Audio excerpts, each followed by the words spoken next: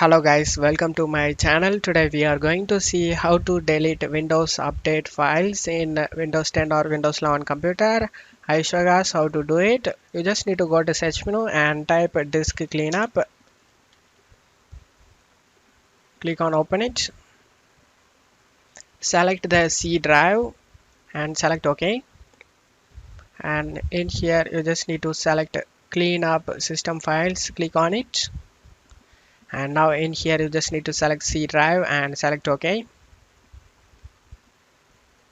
Now you just need to check mark Windows Update Cleanup. In my case, I have 3.91 GB of space available. Windows keeps copies of all installed updates from Windows Update. Even after installing newer version of updates, Windows Update Cleanup deletes and compresses older version of updates that are no longer needed and taking up space. You might need to restart your computer.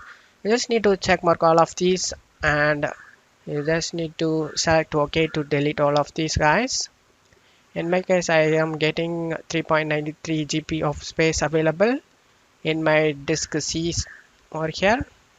And now you just need to select delete files. So don't be panic of deleting these files guys. This disk cleanup utility is cleaning up unnecessary files on your machine guys.